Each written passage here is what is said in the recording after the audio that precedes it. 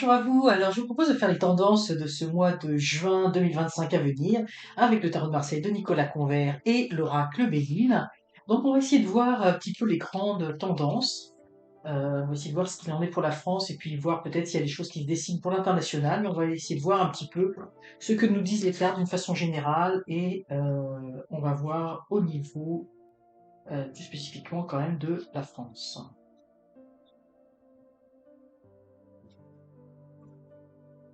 Alors, je vais recouvrir tout de suite avec l'oracle Béline.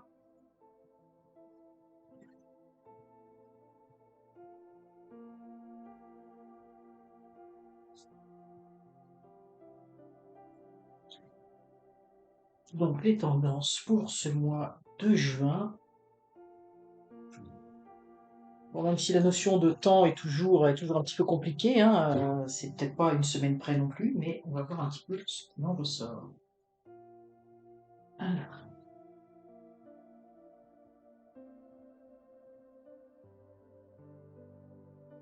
donc là déjà ce que l'on peut voir ici avec la roue de fortune, c'est qu'effectivement il y a j'ai envie de dire des changements, une fin de cycle qui arrive avec la fin d'un nouveau cycle. On a ici la campagne santé. Alors en fait on a des cartes quand même qui sont assez fortes, hein, parce que on a deux cartes ici, deux cartes qui sont solaires, donc qui annoncent des changements, j'ai envie de dire, qui sont positifs, qui sont positifs pour la population. C'est drôle parce que ici j'y vois comme parce que là effectivement on a l'héritage. C'est un petit peu comme si je voyais ici euh, une fin de cycle et quelque chose qui va se dévoiler sur des affaires, et j'ai envie de dire des affaires en lien avec la jeunesse, hein, puisqu'on a les deux enfants qui y sont ici et qui vont ressortir. Un campagne santé ici, ça me fait penser vraiment, c'est à l'école du village, hein, donc vous voyez à l'affaire à laquelle je veux faire allusion, donc à Bétarab. Et pour moi, effectivement, il va y avoir des témoignages, il y a des choses qui vont sortir. On a ici l'héritage, donc il y a des affaires, et j'ai envie de dire même des nouvelles affaires en lien avec la jeunesse, avec l'éducation, qui vont être dévoilées, qui vont être mis au grand jour. Donc on a l'affaire Bétaram ici, qui marque le début de quelque chose, le début d'un cycle, et pour moi, on va entendre parler dans les prochaines semaines d'autres affaires qui vont venir en lien avec la jeunesse et en lien ici pour moi avec l'éducation, et c'est des choses qui viennent du passé qui maintenant vont ressortir au grand jour, hein. On est dans un grand, j'ai envie de dire comme dans un grand lavage, un grand nettoyage où les affaires sortent et on peut en parler publiquement. Alors ça va amener, on va le voir un peu, ça va probablement aussi amener des changements. Bah oui, on a le chariot qui est ici. Bon, bah alors, et là on le voit, bon bah c'est ça, c'est parce qu'effectivement pour moi c'est en lien, mais là ça apparaît dans cette deuxième ligne, hein. Ça va aller de l'avant, on va aller de l'avant. En fait l'affaire Bétaram qui a commencé, c'est que le début, hein. Le chariot en plus incarne la jeunesse et ce qui va de l'avant, et on va aller de l'avant vers la destruction, une destruction pour une renaissance. Donc pour moi ici, ça indique clairement la chute, une chute, la chute du Premier ministre actuel, hein, qui va tomber, qui va crouler sous son propre poids, hein. Les affaires avancent. Et puis je pense qu'il y a d'autres choses qui se trament. En fait, je pense qu'il a le Premier ministre actuel sur ses épaules un poids. Il y a quelque chose en fait qui se passe. Je pense qu'il va perdre des appuis, des soutiens. On a l'accident. Effectivement, des choses vont se passer, mais pour moi, effectivement, ça représente ici la chute du Premier ministre actuel. Et puis, vous voyez, un nouveau Premier ministre qui va être mis en place. Oui, on ouvre un nouveau livre, j'ai envie de dire, d'histoire. C'est comme si on avait le passé et là, on passe à quelque chose d'autre, à quelque chose de nouveau. La personne qui va le remplacer va sûrement être plus jeune, va avoir une certaine fougue, hein, une envie de mettre en place des choses. C'est quelqu'un qui a de l'expérience, hein, qui a de l'expérience au niveau politique, mais effectivement, on voit qu'il va y avoir une chute. Ici, parce que c'était une question qui m'était posée, moi je vois vraiment la chute de l'homme. Je vois pas nécessairement la chute du gouvernement en tant que tel, parce qu'on parlait est-ce que ça pouvait être une dissolution de l'Assemblée, mais moi je vois, ce que je ressens, c'est vraiment j'ai envie de dire, c'est vraiment la chute de l'homme en tant que tel. Et je pense que tout le monde s'y attend. Pour moi, c'est en préparation, hein. On prépare déjà, il y a déjà les projets qui sont faits. Ici, effectivement, on a la force, enfin, on a Volpert. On va arriver, oui, on va avoir des nouvelles connaissances, évidemment. Et il y a pas mal de choses qui se passent. Pour moi, ici, c'est vraiment l'affaire, hein. Ici, je veux dire, c'est central dans cet axe-là. C'est l'affaire des écoles. Et puis, comme je vous dis, il va y avoir d'autres institutions scolaires, religieuses, hein, d'autres affaires vont surgir. Et puis, il va y avoir d'autres affaires en lien avec la jeunesse. Pour moi, ça c'est évident, et ça va amener la chute. Volpert, ici, vraiment, je pense que le premier ministre actuel va être mis à mal. Et j'ai le sentiment, là, ça n'apparaît pas ici, hein, dans les cartes, mais je pense que certaines personnes vont vouloir vraiment qu'il soit imputable, ou en tout cas que si c'est pas lui, mais je veux dire que l'ensemble ou les administrations de ces écoles, on a envie j'ai envie de dire, qu'il y ait une imputabilité qui se fasse. Bon, malheureusement, effectivement, il y a des rapports de force, et moi je pense qu'effectivement ici il y a des protections, il y a des protections sur ces institutions et sur ces personnes qui sont là. Donc, bon, ça n'ira pas beaucoup plus loin. Mais effectivement, ce que l'on voit ici pour ce nouveau gouvernement là qui va arriver, je veux dire, va saisir sa chance, va saisir cette opportunité, et on va en avoir des nouvelles, hein, de ce changement de gouvernement. Ici, ce que je ressens, effectivement, bon, on sait que les gouvernements, ça va, ça vient, hein, c'est toujours des jeux politiques, et effectivement, les gens vont se positionner, hein, vont avoir dans l'optique les élections de 2027. Donc, chacun va essayer ici, j'ai envie de dire, dans la joute politique, il va, ce nouveau gouvernement qui va être mis en place, c'est vraiment, j'ai envie de dire, pour moi, c'est vraiment une préparation, un positionnement, vous voyez, des étoiles, hein, une préparation en vue des élections. Les personnes vont accepter les postes. Bon, on se doute bien que le gouvernement, même le gouvernement actuel ou les futurs gouvernements n'ont pas trop de possibilités de faire des choses, mais je pense que c'est effectivement, euh, on veut se positionner, et parce qu'on sait qu'effectivement, il va y avoir des changements au niveau de cette future élection, et que les personnes qui vont se positionner, c'est vraiment, je veux dire, dans un cadre profondément, profondément stratégique. Tout ce qui va se jouer maintenant, j'ai envie de dire, à partir de la rentrée, parce que je le vois, là, pour moi, c'est vraiment la rentrée de l'automne là, qui va être décisive, où là, effectivement, il va y avoir vraiment, c'est des jeux stratégiques, hein, des rapports de force. On va essayer de faire tomber les uns et les autres. Je pense qu'il va y avoir des affaires qui vont sortir sur certaines personnalités, certains hommes politiques, hein, la parole va être libérée. On va rentrer comme je vous dis, véritablement dans un positionnement.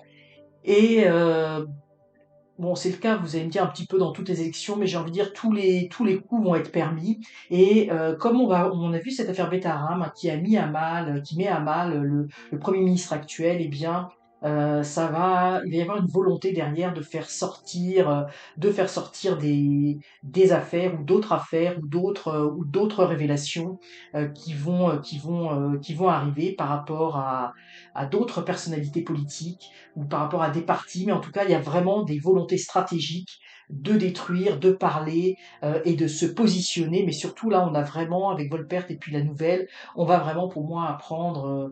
Il va y avoir des choses qui vont être dites, la parole va se libérer, mais tout ça, ça n'est que des jeux de stratégie, comme je vous le dis, en vue de fait de bien se positionner pour les élections de 2027. Donc on va rentrer, à partir de la rentrée, je le vois pas vraiment avant l'été, mais en tout cas, les cartes se mettent sur table en ce moment. On va rentrer dans un jeu de stratégie politique. Alors, je vous propose de regarder également, on va faire un petit tour pour l'actualité dans le monde, hein. On va regarder de la même façon, voir qu'est-ce qui ressort ce mois de juin. On sait qu'il y a différents conflits, différentes tensions. Alors, on va voir un petit peu ce qui ressort au niveau des cartes pour ce mois de juin, mais cette fois-ci à l'échelle du monde.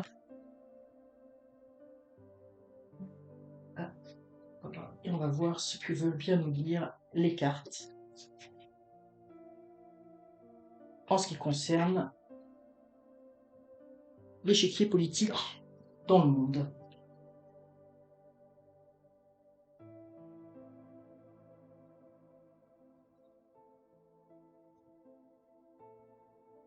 Là ici, ce que l'on voit, c'est un conflit isolé. Je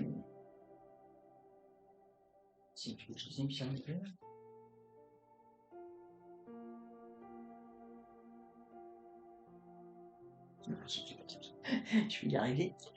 Alors voilà, ici, ce que l'on voit ici, c'est que j'ai envie de dire, un pays, une personne. Bon, ici, pour moi, en tout cas, on va regarder, mais qui se trouve isolé. Hein. On voit avec l'héritage également les choses du passé. Le passé, en fait, tout l'héritage culturel du passé fait que il y a un pays ici qui est complètement isolé.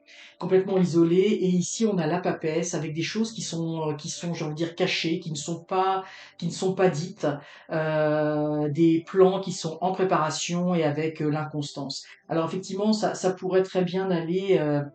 Ça pourrait très bien aller pour deux conflits. Ici, ce que je ressens pour moi, c'est l'isolation. En fait, c'est au niveau du Moyen-Orient. Je fais attention à ce que je dis hein, parce que ça a un impact au niveau des vidéos, mais dans la bande de gars plus ou moins za, il y a effectivement le peuple qui est isolé et on a ici, j'ai envie de dire, un héritage qui est là et en fait, j'ai le sentiment que cette région va être de plus en plus isolée, de plus en plus isolée, de moins en moins soutenue. Hein. On sait que la situation est extrêmement difficile actuellement et puis on a quelque chose d'historique, de cyclique et vous voyez des choses qui sont en préparation actuellement et c'est vraiment l'inconstance dans ce pays. Donc c'est une zone qui va être mise à mal encore. Le souffle de l'inconstance est là. J'ai le sentiment, je vous l'avais déjà dit, hein, moi j'avais vu une vision, hein, je voyais une bande, mais c'était complètement noir. Il n'y avait plus rien. Alors évidemment, il y a un aspect symbolique là-dedans, mais là on le voit, il y a vraiment très grosse inconstance pour les personnes qui sont là-bas. Ça va être très très compliqué en tout cas pour ce mois de juin et même dans les semaines à venir. Dans les semaines à venir, il y a vraiment des choses qui se préparent, qui ne sont pas dites. Il y a des plans qui sont là et tout va être fait pour isoler cette zone et en fait pour pousser les personnes dans leur retranchement. Donc ça c'est ça que l'on peut voir. Euh, Ce que l'on voit également ici, c'est qu'avec tempérance, il y a des discussions qui ont lieu pour actuellement en lien évidemment en lien avec l'argent. Donc en fait, il y a des nations qui sont en train de, j'ai envie de dire, de s'allier pour obtenir des traités, pour faire, j'ai envie de dire, des affaires. Mais ici, je vois pour moi, vous voyez, on a la justice qui marque avec ici l'intelligence, qui marque en fait des traités pour arrêter la guerre. Là, on est dans les pays de l'Est, là, on va dire ça comme ça, et où en fait, c'est ça qui est terrible. Moi, j'avais déjà ressenti. Pour moi, il y a quand même tout un jeu. J'ai envie de dire, il y a tout un jeu politique hein, dans cette région hein, au niveau de l'Est. Euh, où effectivement ça n'est pas les peuples qui priment, ça n'est pas la souveraineté des peuples qui prime, c'est vraiment les relations d'argent, les relations d'affaires, et puis on a vraiment un coup près qui va tomber. Moi je pense que on va arriver à un découpage de la région, on va arriver à certains accords, hein, ça c'est certain, on voit les accords, mais pour moi, il va y avoir un redécoupage avec la justice ici de la région. On va ici, j'ai envie de dire, réécrire un petit peu, entre guillemets, l'histoire. C'est ce qu'on me dit de réécrire l'histoire. En fait, on va, bah, l'Ukraine hein, va être redécoupée, hein, va perdre une partie de ses territoires, ça va être tranché. Et je pense que ça va se savoir hein, dans les prochaines semaines. Donc là, on est au mois de juin. Bon, c'est pour donner un ordre d'idée, hein, parce que comme je vous dis, c'est jamais très très précis, mais ça s'en vient, hein, effectivement, ça s'en vient. Et ici, les rapports qu'il y a, ce sont des rapports de force, ce sont des rapports financiers, des rapports d'argent. On va soutenir ou non tel ou tel pays, tel ou tel clan, entre guillemets, en fonction d'intérêts qui sont ici purement financiers. Donc c'est quand même, bon, c'est quand même toujours un peu, c'est toujours triste, hein, mais c'est un constat c'est un constat qui est là. Ce que l'on voit ici au niveau on a le soleil avec ces deux personnages. Pour moi, il y a des accords, il y a des accords de passé encore ici entre deux pays, mais qui marquent. Moi, j'ai vraiment le sentiment ici que les États-Unis n'interviendront plus dans certains conflits. Est-ce que ici il pourrait y avoir des conflits à venir? Est-ce qu'il y a des tensions? Euh, pour moi ici ça marque le départ des troupes américaines où c'est symbolique, hein, où c'est-à-dire que il n'y aura plus de les États-Unis en fait n'interviendront pas ou n'interviendront plus, j'ai envie de dire, dans des conflits qui se passent hors de leur contrée, qui ne les concernent pas. Ils vont être dans une situation d'attentisme, ils vont rester chez eux. Et pourquoi ça sort? C'est que probablement il va y avoir des tensions qui vont soit se poursuivre, soit à nouveau émerger. Et puis, vous voyez, ici, on a les pays de l'Est, hein, donc il pourrait y avoir d'autres conflits, d'autres tensions. Je ne dirais pas le conflit, je dirais plutôt des tensions avec certains pays. Mais là, pour moi, les États-Unis ne bougeront pas. Ils laisseront faire ce qui doit être fait, ils ne s'impliqueront pas, ils resteront passifs, ils resteront chez eux. Mais s'il y a des tensions avec d'autres dans le monde, avec d'autres pays, là où les États-Unis seraient intervenus antérieurement, n'interviendront plus. Et si ça sort, hein, comme je vous dis, c'est qu'il risque d'y avoir des tensions qui vont naître, et notamment parce que bah, les pays ont compris hein, que les États-Unis n'interviendront plus, hein, qu'ils sont dans une attitude isolationniste, je vais y arriver, où en fait ils sont recentrés, j'ai envie de dire, sur eux-mêmes et sur leur propre pays. Donc c'est sûr que ça va laisser la porte ouverte à certains pays, peut-être de vouloir s'engager dans, je dirais pas dans des conflits, mais en tout cas d'avoir ça à l'esprit. Donc il est possible hein, que l'on entende parler de tensions dans d'autres régions du monde, euh, et les Américains n'interviendront pas, resteront passifs par rapport à cela. Alors, espérons que ça n'incite pas certains pays à passer à l'offensive, mais voilà un petit peu ce qui ressort de ce tirage pour ce mois de juin au niveau mondial. Alors, j'espère que cette vidéo vous aura intéressé, à défaut de vous avoir plu, et ben, n'hésitez pas, si vous voulez me soutenir, à liker, partager, commenter, et moi je vous dis à très bientôt pour de prochains tirages.